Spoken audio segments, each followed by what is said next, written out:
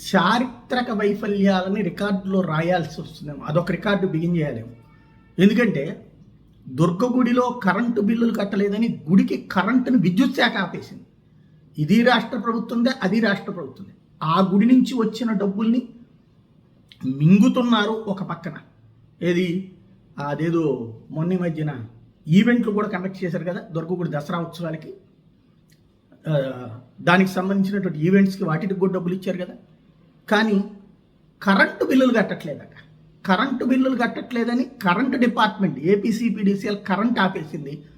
కట్టాల్సింది 3,08,00,000 2023 ఫిబ్రవరి నుంచి ఈ బిల్లు కట్టాలట.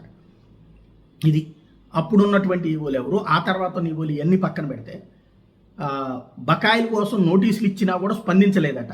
మరి అంత అహంకారంతో ఎందుకు ప్రవర్తిస్తున్నారు? అప్పుడు ఈవోలు, తర్వాత వచ్చినటువంటి ఈవోలు భక్తుల మనోభావాలను పరిగణలోకి తీసుకోవాలని ఇప్పుడు దేవస్థానం కోరుతూ హెచ్టీ లైన్ నుంచి విద్యుత్ సరఫరా వెళ్ళిపోయేసినటువంటి నేపథ్యంలో అదేది మన జనరేటర్ల ద్వారా కరెంట్ ఇస్తున్నారట. విద్యుత్ సేవలకు అంతరాయం లేకుండా ఇస్తున్నాం, మేము సోలార్ ప్లాంట్ నుంచి విద్యుత్ ఇస్తున్నామని చెప్తుంది దేవస్థానం. విద్యుత్ శాఖ నెట్ మీటరింగ్ కోసం పలుమార్లు కోరిందట దేవస్థానం. ఉత్పత్తి అవుతున్న విద్యుత్తును సాంకేతిక కారణాలతో నమోదు చేయట్లేదట ఏపీసీపీడీఎల్సీ. ఇది అసలు మోసం. వీళ్ళు దుర్గగుడి వాళ్ళు కరెంట్ ప్రొడ్యూస్ చేస్తున్నారు సోలార్ నుంచి, అది ఎలక్ట్రిసిటీ డిపార్ట్మెంట్ తీసుకుంటుంది. అది పోను మిగతా దానికి బిల్లు వేయాలంటుంది గుడి. వీళ్ళు అట్లా ఇట్లా నేను కూడా కరెంటు అట్లాగా సోలార్ పెట్టిన తర్వాత దాదాపు 1 ఏడాది పాటు వాళ్ళు వాడేసుకున్నారు, ఇవ్వలేదు.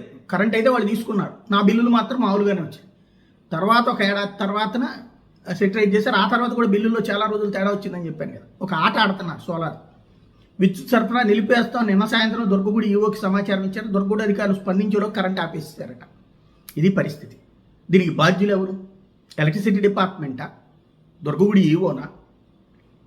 ఇప్పుడు మామూలుగా కరెంట్ అసలు ఆపేశారంటే ఒక ఎత్తు. ఇప్పుడు జరుగుతున్నది దీన్ని బట్టి చెప్తున్నది ఏంటంటే సోలార్ ప్లాంట్ దుర్గగుడి వాళ్ళు పెట్టి దీని నుంచి కరెంట్ డిపార్ట్మెంట్ తీసుకుంటుంది.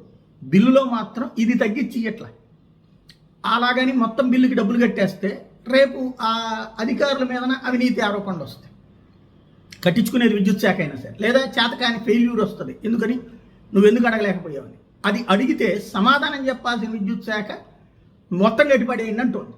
ఎందుకు తగ్గించలేదు అది అనేది చెప్పకుండా విద్యుత్ శాఖ ఫెయిల్యూర్ ఉంది. వీళ్ళు దుర్గగుడికి సంబంధించి భక్తులు ఇప్పుడు ఇబ్బంది పెట్టారు. ఈ పాపం ఎవరిది ఆలోచించాల్సి